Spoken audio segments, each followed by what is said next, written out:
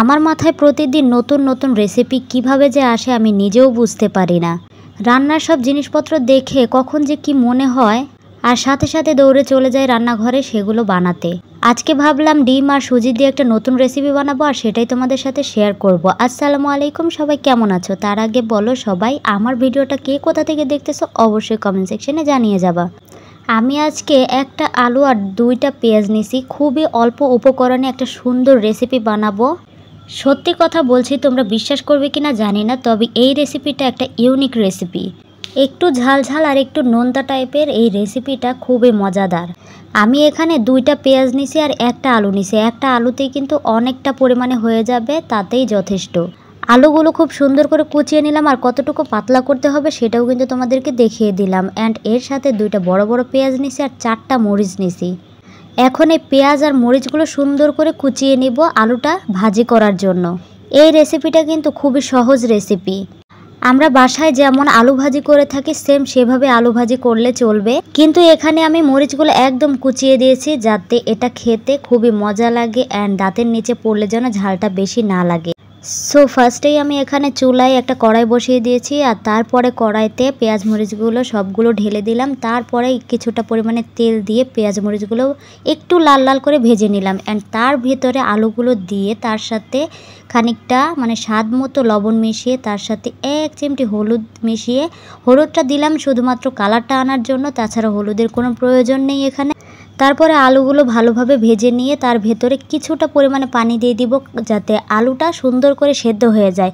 And পানিটা দেওয়ার পরে ভালোভাবে নাড়াচাড়া করে ঢাকনা দিয়ে ঢেকে দিব।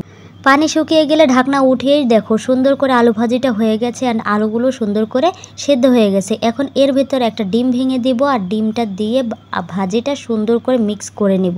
তোমরা চাইলে কিন্তু এভাবে ভাজি করে ভাতের সাথেও খেতে পারো, গরম ভাতের সাথে এই ভাজিটা খুবই মজা লাগবে।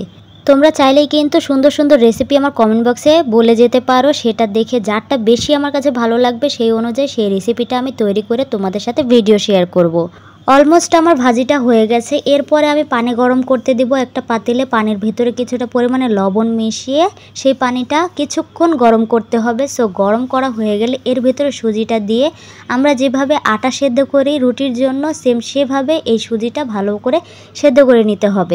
সুজি সেদ্ধ করা হয়ে গেলে রুটির আটা যেভাবে আমরা ভালো করে মথে নিই সেভাবেই এই সুজিটাও মথে নিতে হবে। আর মথা শেষে আমি কিছুটা পরিমাণে তেল দিয়ে এটাকে ভালো করে গামাখা করে নিব যেন রুটিটা বেলতে গেলে লেগে না যায়। এরপরে আমি সুন্দর করে রুটি বেলে নিব, একদম বেশি পাতলাও না বেশি মোটাও না।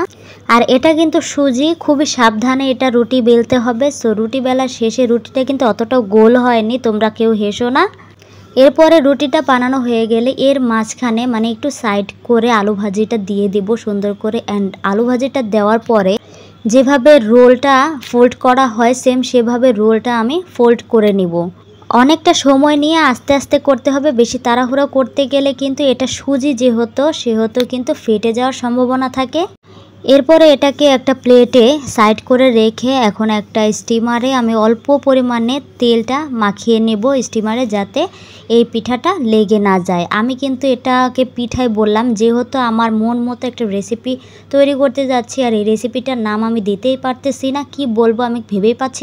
যাই হোক, সুজির পিঠা বললেই চলে। সো এই সুজির পিঠাটা স্টিমারে দিয়ে ভালোভাবে সেদ্ধ করে নিয়ে এটাকে নামিয়ে ফেললাম, কিন্তু দুর্ভাগ্যবশত আমারই ভুলের কারণে এটা ভেঙে গেছে।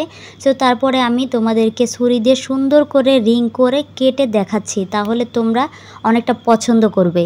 এটা ভেঙে গেছে বলে তোমরা কিন্তু একদমই অপছন্দ করো না, এটা খুবই মজার একটা রেসিপি, অবশ্যই ট্রাই করো। আজকের ভিডিওটা কেমন লাগলো অবশ্যই কমেন্ট সেকশনে জানিয়ে যাবা। আল্লাহ হাফেজ।